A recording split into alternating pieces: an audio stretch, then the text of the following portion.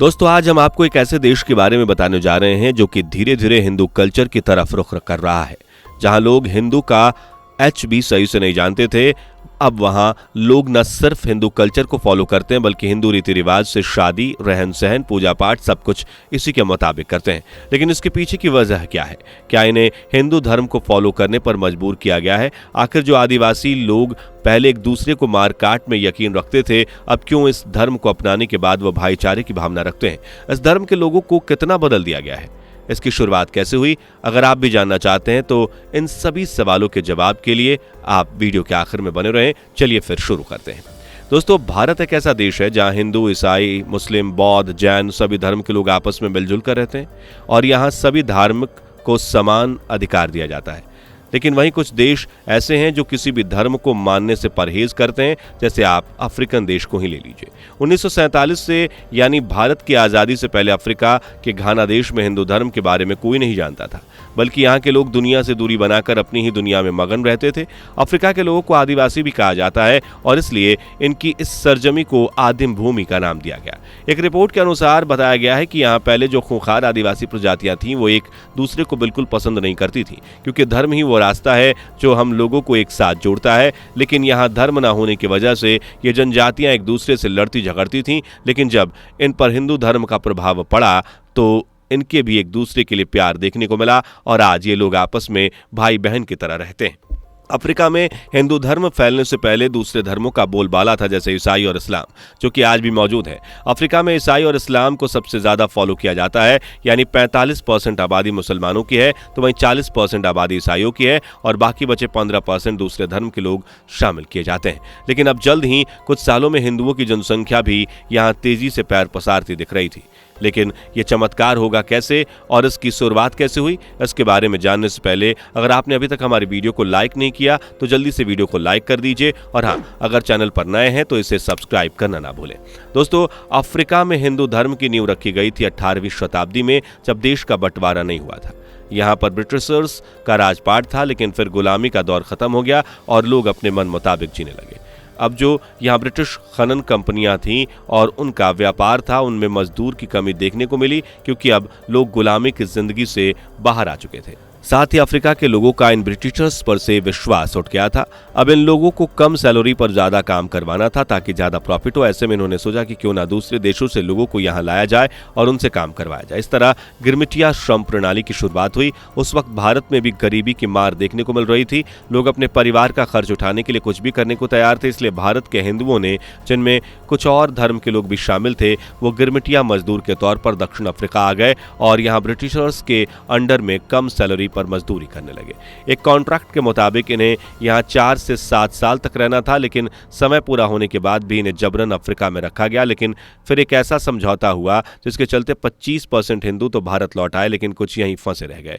इस तरह अफ्रीका में हिंदुओं और हिंदू धर्म की नींव रखी गई और आज ये तेजी से हिंदुओं की संख्या यहाँ इजाफा कर रहे हैं। धीरे धीरे ये मजदूर भी समझ गए कि यहाँ से बाहर निकलना मुश्किल है, इसलिए इन्होंने यहाँ अपना परिवार बसाया, यहीं के नागरिक बन गए और दक्षिण अफ्रीका में पहली बार किसी मंदिर की नींव रखी गई और यह साल 1895 में तैयार किया गया। तब लोग बहुत ही कम संख्या में हिंदू धर्म से जुड़े हुए थे, लेकिन फिर घाना के एक गांव में स्वामी घनानंद का जन्म हुआ। स्वामी घनानंद को बचपन से ही ब्रह्मांड के रहस्यों के बारे में जानना बहुत अच्छा लगता था। ऐसे उन्होंने मन में अजीब अजीब सवाल उठाए, इसलिए वो ऋषिकेश की सैर पर आए ताकि जो भी हिंदू धर्म से जुड़े सवाल उनके मन में खटक रहे थे उन्हें दूर कर सके। यहाँ वो कई धर्म गुरुओं से मिले। जब धर्म गुरुओं ने इन्हें खुलकर हिंदू कल्चर और इसके महत्व को समझाया तो इनका भी दुनियादारी से मन उठ गया और इन्होंने अपनी मर्जी से हिंदू धर्म अपना लिया। इसी बीच स्वामी श्रद्धानंदन ने उन्हें घाना में एक मंदिर बनवाने की सलाह दी ताकि उनके जरिए और भी लोग हिंदू रिलीजन से जुड़ सके। घनानंद स्वामी ने इनकी बात मानी और साल 1975 में द मॉनेस्ट्री ऑफ अफ्रीका मंदिर की स्थापना की।